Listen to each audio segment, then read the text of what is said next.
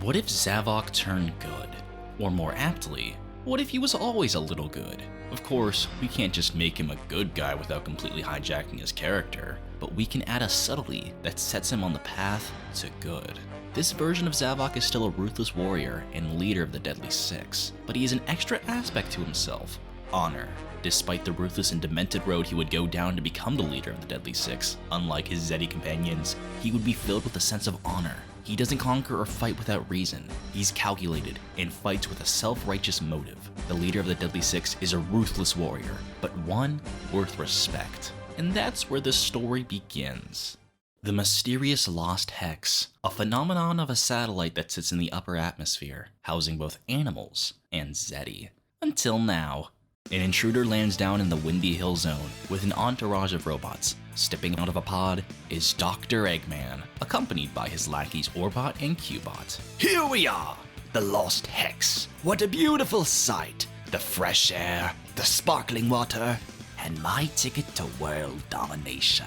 Oh, you found something. Trouble. A tall, bulking red figure leaps down from the hill above, staring daggers into the trio. You trespass. You have mere moments to explain why you're here.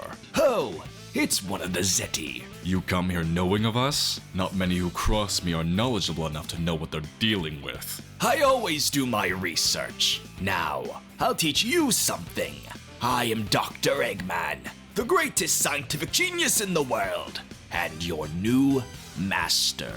New master? How do you plan to control me? By beating you into submission, of course. Fire! Zavok is fired upon by a battalion of buzz bombers. The mighty beast avoids these attacks, and using his magnetic manipulation, begins forcing the robots to fire upon each other, destroying the squad. You think that was supposed to stop me? You've gotten on the bad side of the wrong person, Doctor.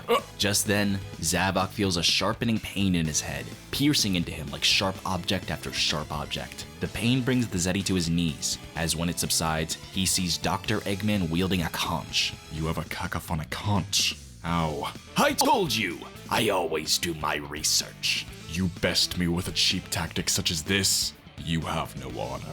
Honor doesn't win you conquest, my friend.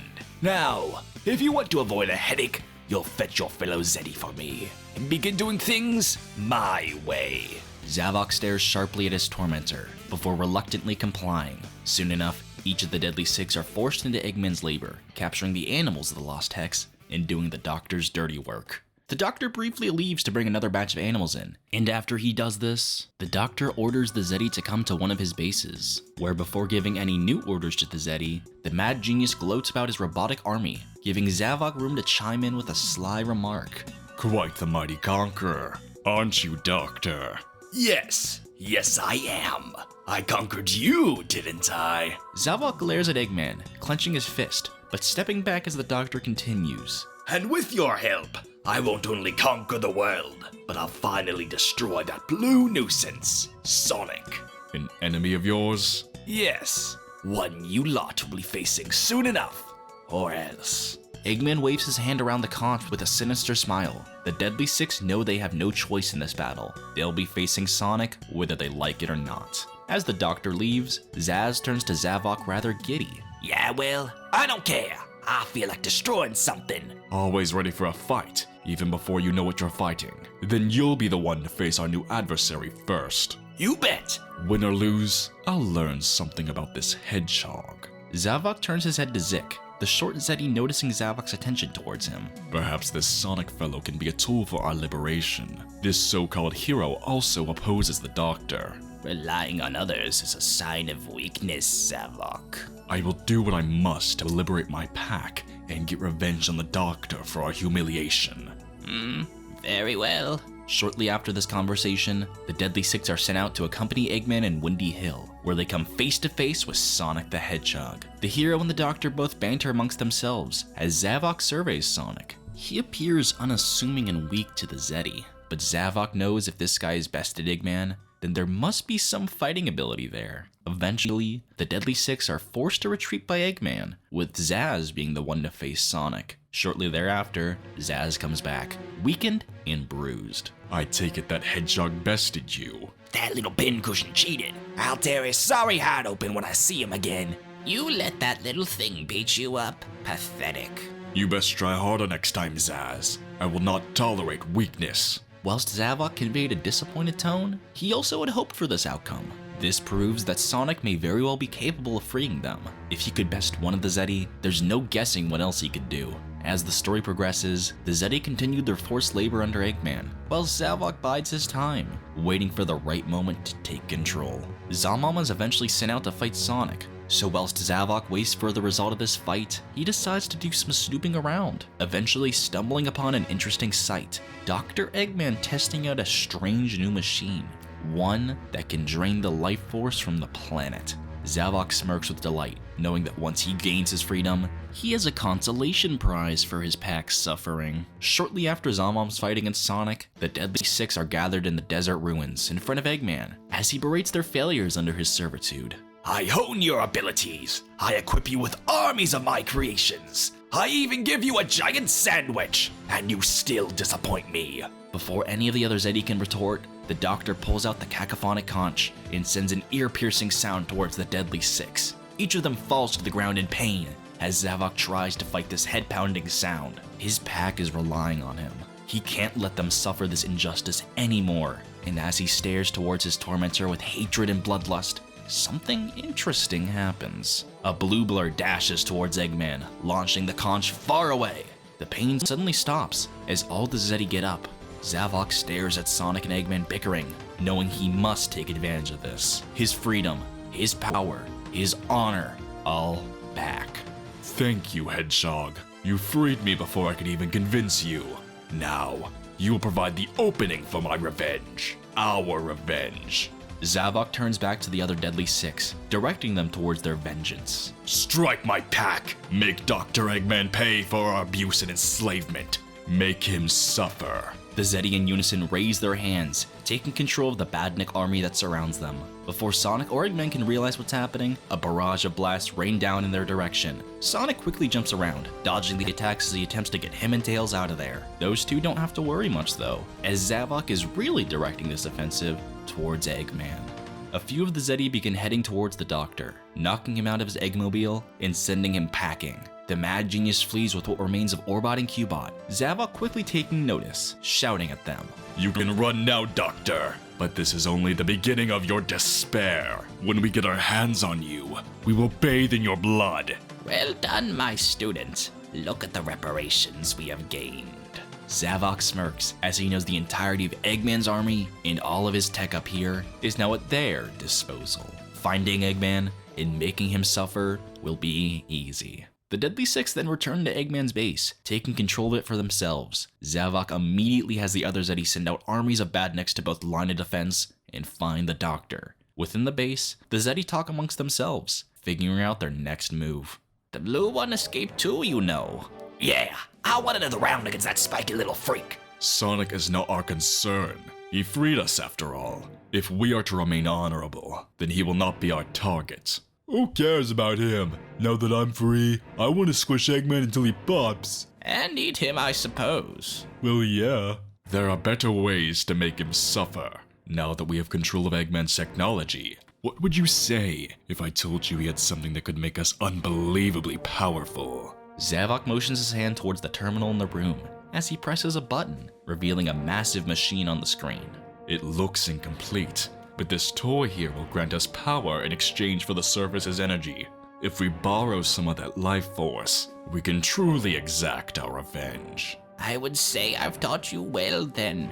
Zik lets out a chuckle as Zavok activates the machine, beginning to slowly take life from the surface below, but only so much. It will take a while to get the energy needed to surpass our limits, but it'll be oh so poetic to have the Doctor's own machine be his demise. Xena then walks in, back from patrolling. Well, that might be a problem. That little hedgehog of yours is working with that disgusting Doctor.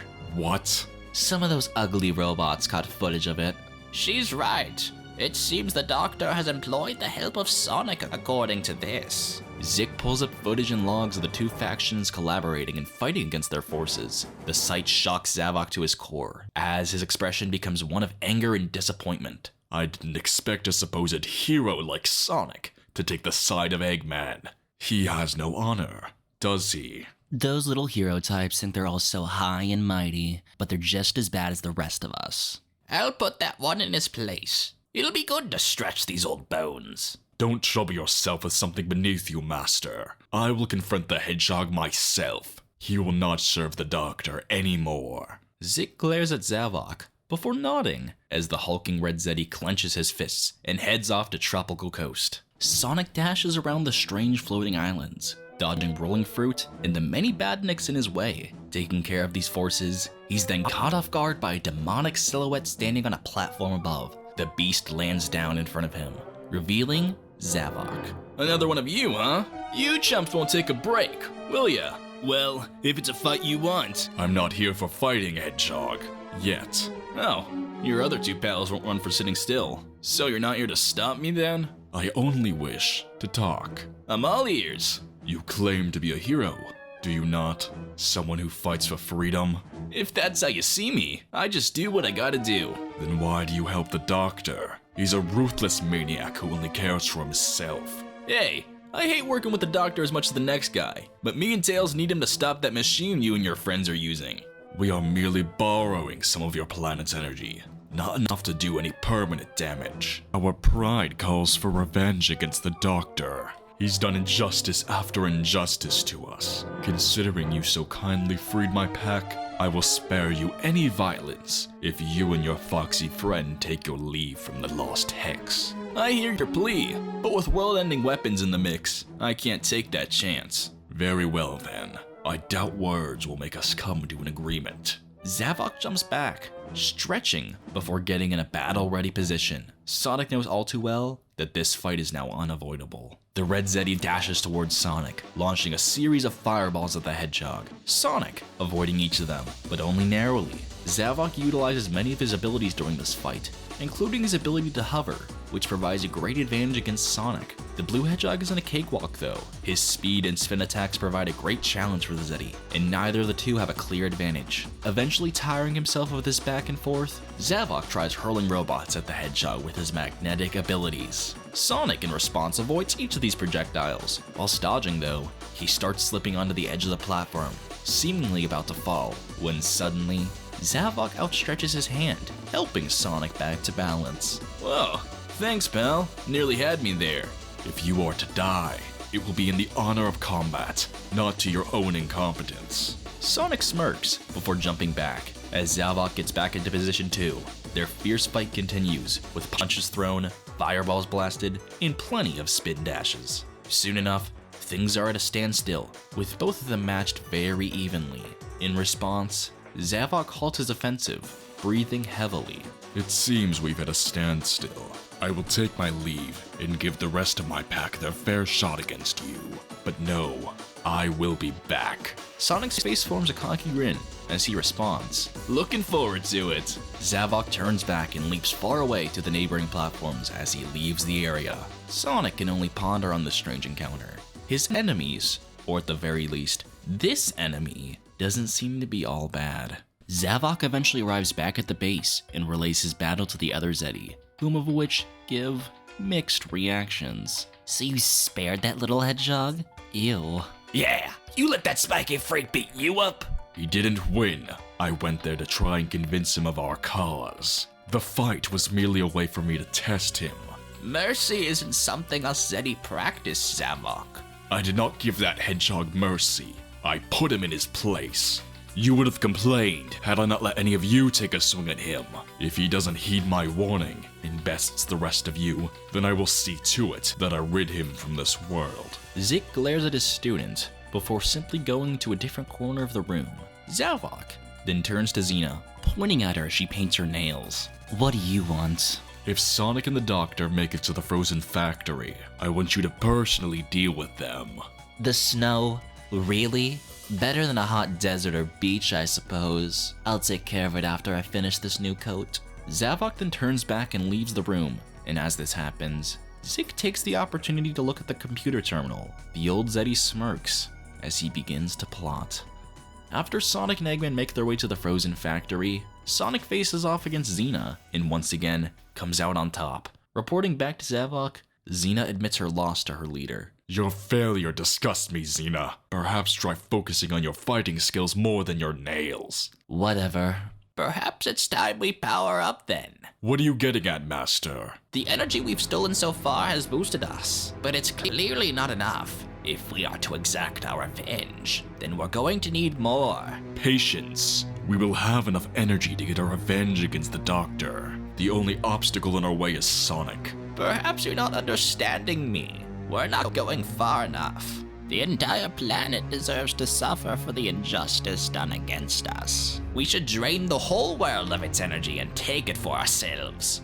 That way, Sonic and Eggman won't stand a chance against us in our powered state. Out of the question. An act such as that is dishonorable beyond belief. Our vengeance should be towards the man who hurt us, not the billions of innocents that live down there. We are warriors, not savages. I feared this day would come, the day you showed how weak you truly were. The signs have always been there. I could never eliminate this foolish perspective of honor from your mind.